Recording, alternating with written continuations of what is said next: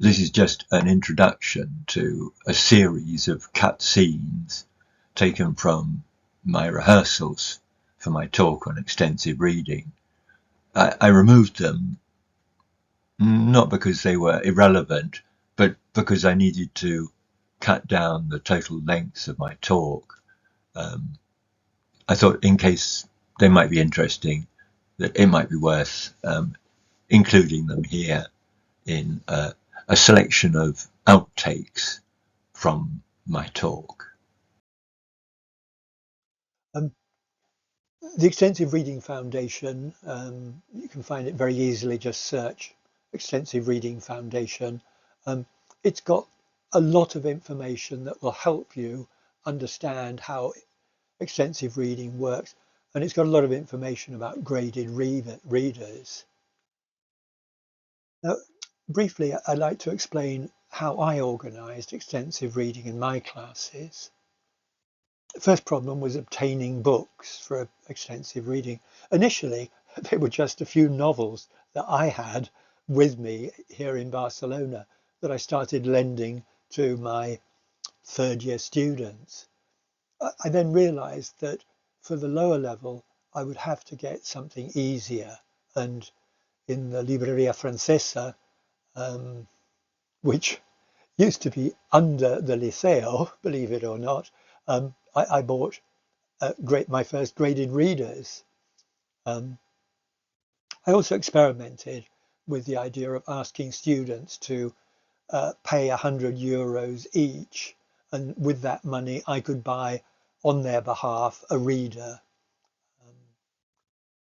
The British Council tried to organise extensive reading, and they bought thousands of books and classified them all by levels, but unfortunately they forgot to insist on there being library cards which would allow a teacher to know where books were at any time. Another thing we're going to look at very briefly is the fact that different publishers have readers based on a different level system. So making them all work together so there's a unified system is not that simple. And I'm going to talk about something that I believe in deeply, which is producing catalogues of books by genre. These are the library cards that I used. You can see that it didn't prevent me losing some books, but at least I knew where books were. Initially, students just put their name. Later on, they put their name and date, and that gave me a clue. If there was a book that had been out for 3 weeks, then I really needed to get in touch with the person who'd borrowed it. This was a guide that helped me enormously when I tried to develop extensive reading in my classes. Apart from the guide, they also provided a database of all the readers at that time, classified according to a system of letters. I think the most difficult originally was A, but then they discovered there were some which were even more difficult, so they called that X. But basically, it went from H, which was just short text, I think, and G, which was the lowest levels of graded readers, up through to A, which the sort of thing that people might read at first certificate. Today, the Edinburgh project for extensive reading has stopped, and the best place to find out about the levels of different readers from different publishers is the Extensive Reading Foundation. They've got databases of all the major publishers, and you can use that information to establish the books by levels in your own class library.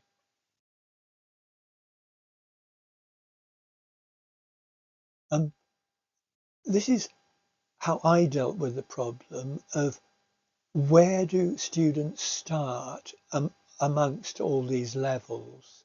The Edinburgh project for extensive reading is along the top there. And I've added in an O at the end for original. And you can see that in my experience, students at pre-intermediate might start at level F, which should be easy enough for them. But over the course of a whole year, they should progress through, well, the good ones at least should progress through 5 levels.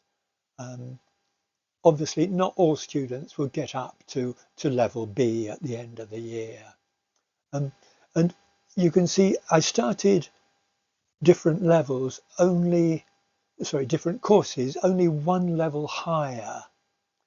Now, if it was the whole school using class libraries, then people at intermediate could probably start off at level C or wherever they'd left off in their previous course. But that wasn't the case. I think I was pretty well the only person running class libraries for a long time. Now, the statistics here are about the frequency of vocabulary, and it's quite complicated to explain what Paul Nation is talking about here. The basic idea he has, and he's obviously right, is that the very frequent words in English occur so frequently that whatever you read, you're going to encounter them dozens, if not hundreds of times. But as you go up through less frequent vocabulary, it occurs less frequently. So you're going to have to read more books, more words, more hours of reading to encounter enough examples of this vocabulary for it to be acquired. And these are statistics that he calculated. He said, ignoring the first 1,000 words, which are rather different because they've got so many function words and these very, very common words. He starts by looking at the second 1,000 words. That's, say, typically pre-intermediate level, perhaps. He says to learn the second group of 1,000 words requires reading 200,000 words. And he's made calculations based on a 40-week academic year that students would have to read for 33 minutes per week, or 7 minutes per day. You might have to change those numbers to fit in with the terms and school years here in Spain. But notice that the following year, getting up to 3,000 words, which perhaps is a little ambitious for the end of intermediate, but I think we should be aiming at things like that. You have to read more. You have to read 300,000 words. So the number of hours you have to spend goes up. It's now 50 minutes per week instead of 33 minutes per week. And it's a bit scary if you go up to the last row there. This is for some very low frequency words. You've got to read 3 million words to acquire those words. He reckons that you need to encounter words 12 times to acquire them. So he's not saying studying them using memorize or anything like that. He's saying just by encountering them in the wild.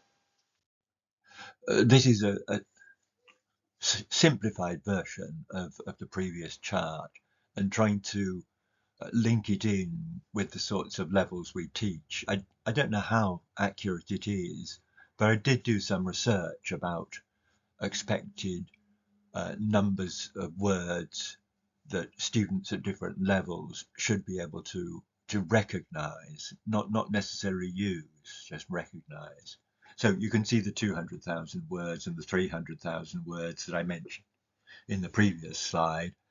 And I've adapted it for two reading speeds, 100 words a minute and 150 words a minute.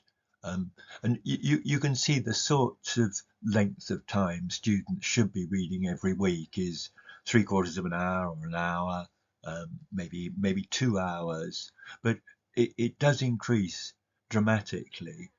So up at around proficiency, you should be reading, I don't know, not to 5 hours a week, an hour a day. Not many students are going to be doing that. On the other hand, all the students who do it are going to pass the exam. Um, and as I said in something I produced a few years ago, if you read this vast amount, you'll get a very good grade in the exam, and you won't really need to study at a language school. Now, I had a star student in my last few years of teaching called Dolores, and at pre-intermediate, she read 227 odd words, and she went from level E up to level B. Then she stayed with me the following year at intermediate when she had to change her timetable to go with me, and she read even more. This is looking very parallel to what Paul Nation says.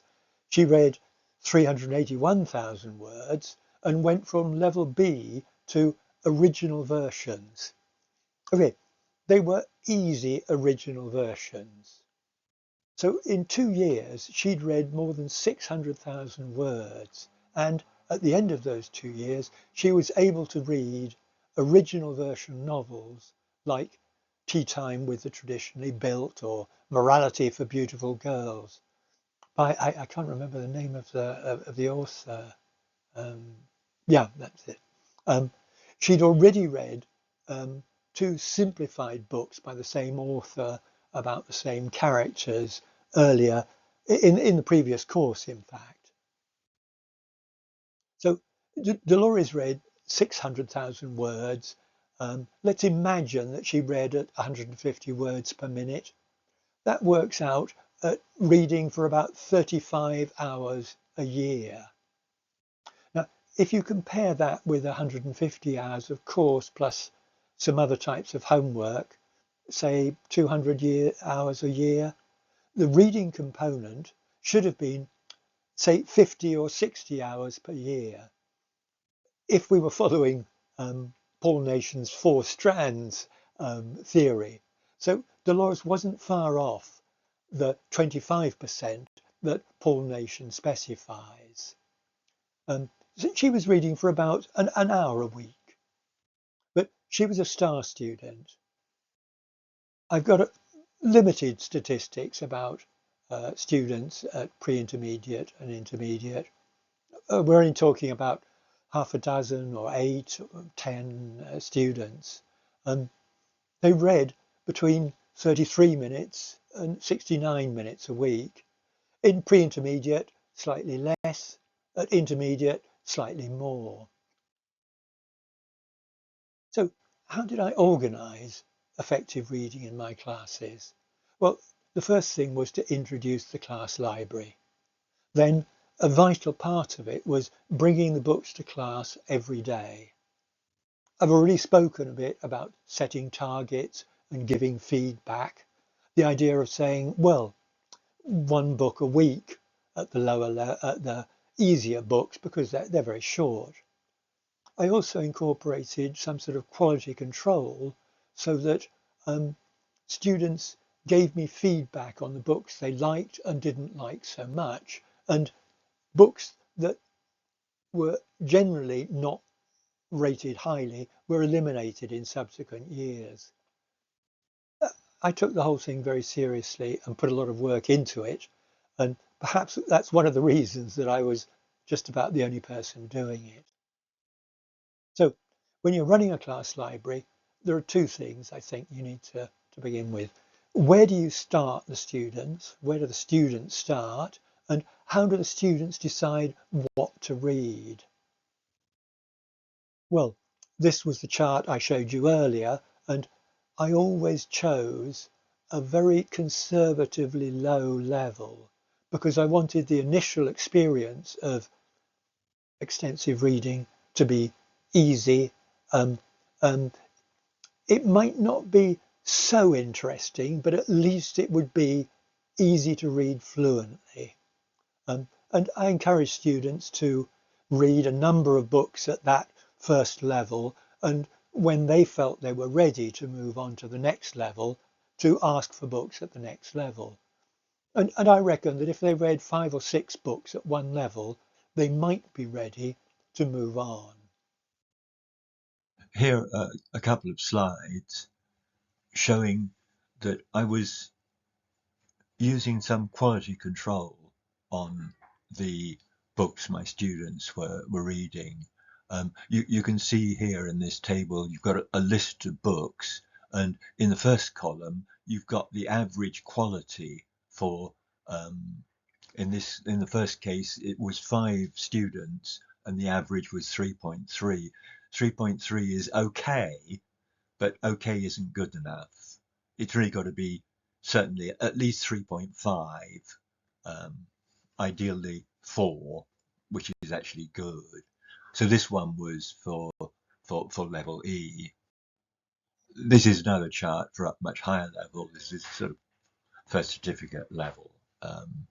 And you can see that the number of ratings varied from 14, I think was the highest one, down to 0. So some books were just never read. I reckon that if 3 people read the book and the grade was really low, then the book should be eliminated, because it didn't guarantee that students would have a good experience reading it. So perhaps you can see there, the ones marked in orange were ones that I decided to take out. Some of them had only been read once, but say Sunset Cloud in the middle, which was read 4 times, it was only rated at 3.3. No, I wanted a higher rating than that. 3.8, the one below, that's fine, that's it, that stays in there. This was just a picture of some of my students talking about what they put in the questionnaire about genres. All these photos were taken with their permission and are used with their permission, written permission. Then I stuck up on the walls of the classroom a large version of these catalogues. So I think the first one there was probably adventures, then there was biographies, and it went round. Each of those sheets was one category, one genre. Here you can see some students going around with their little post-its with their name on, looking at the genre catalogues and sticking their sticker on the book that they would like to read. Just occasionally there were 2 copies of a book, in which case I printed the blurb about the book twice, so that if one copy was already reserved, they could reserve the other one. And then I took down, then I gave the students the books, and then took down these big versions of the catalogue. Um, on the Oxford Reading Club app or website, there is a link to where to start. I looked at it, but wasn't really very impressed. Do try it. It may work for you. The other alternative is to use your intuition. I would simply start with elementary students with the starters after Christmas. I would start at the beginning of the first term with level 1 with pre-intermediate. And then students can move up more quickly or less quickly depending on their ability. But there is a website here from Oxford where you can take little tests to decide what your level is. You might like to do that, your students might like to do it. As I said, the Oxford Reading Club is a collections of readers. Different series have just one step or 3 steps or 5 steps. So some of the lower levels have got a first step, which is some pre-reading vocabulary. Quite a nice thing here, but only in a few series, is the chance to listen to the story with the pictures without seeing the text. But it's not a normal thing, that it's just a few series. The common step in all the books is reading the text silently with the option to listen to it at the same time. It might be read in British English or American English, usually one or the other. Occasionally, you've got a choice between the two languages. You can vary the speed. I always moved it up to not the fastest level, but the second fastest level when working with my granddaughter. Then the fourth step, and I wasn't really impressed with this, it gives you 5 sentences to read aloud and says that it will evaluate you. But it always said, good job, even when I deliberately read it badly or said something completely different. Um, I don't really recommend spending much time on that. And in some of the lower level series, there was also a final activity like spelling a few new words correctly. But I said to my granddaughter, look, just do step 3. You can either read it silently, or you can listen to it. You can follow the text if you want to, or just listen to it. I've done that occasionally. I've been in the kitchen doing something and have just listened to it. Um, And then if you want to read it aloud, well, that's a nice thing to do. But you can do something much more effective than reading aloud the 5 sentences. You can read it aloud on your mobile phone and listen to yourself, or send extracts to someone. One of the things that is true of all readers, not just of Oxford and not just of Oxford Reading Club, is that most readers have got exercises either interspersed between the pages of the text or at the end. With dolphin readers, I'm afraid to say, it was the left-hand page was text, the right-hand page was comprehension questions. That's not what I understand by extensive reading. Oxford Read and Discover had lots and lots of exercises, but they were at the back of the book, and there was a link at the end of each chapter so that you could choose to go and do the exercises then. Domino readers also had exercises at the end of the chapter, but they were in the middle of the text, unfortunately. In Bookworms, it's all the text, and then at the end, you've got some exercises. With dolphin readers, it was 50-50 reading and exercises. I think in some of the others, there were even more pages of exercises than there were to read. With Bookworms, it's a bit the other way round. You might have 40 pages to read and 6 pages of exercises. But I said to my granddaughter, and I would say to everyone doing extensive reading, forget the exercises. What's much more important is to perhaps evaluate the book, rate it, tell somebody about it, warn people that it's an awful book, or say, oh, this is really nice. Oxford Reading Club offers various ways to encourage reading. There are monthly reports where you can calculate the speed that you're reading at in words per minute, although you have to make the calculation yourself. But it's a pretty low level mathematical calculation. There are study badges, which is sort of the gamification thing of you get a badge for reading a lot or reading fast or going up to a higher level. Um, and then the reading chart is a way of recommending what to read next. So here's a monthly report. At the top, it's got the number of days you've read, how many books you've read, how much time you've spent, and you've also got a cumulative thing of the number of words you've read that month. Um, this doesn't show any very interesting information for me because it was done at the very beginning of a month. I'd only read things on Mondays, and believe it or not, I'd read them at 8 o'clock in the morning. That can't be right. Um, It then gives you up to 6 readers, the last 6 readers you've read. Um, Not many students are going to read more than 6 readers in a month. Um, and you can see there's a graph at the bottom showing the number of readers that you've read that year. And on the right, you've got the total number of readers you've read um, between last course and this course or previous courses. Here are the study badges.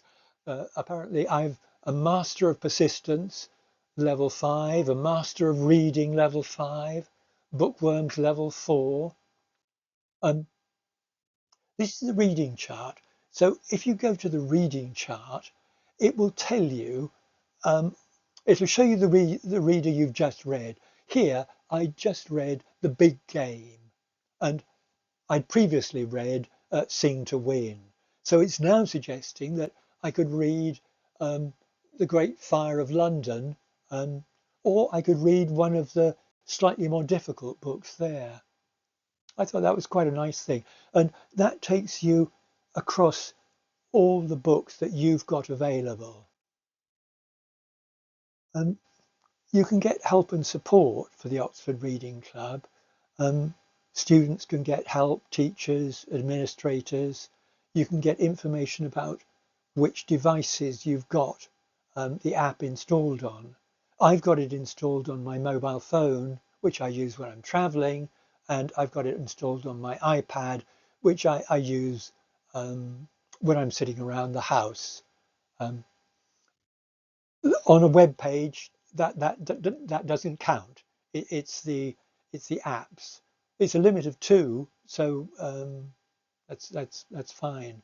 Um, Quite apart from the Oxford Reading Club help and support, Oxford University Press has got a YouTube channel about graded readers.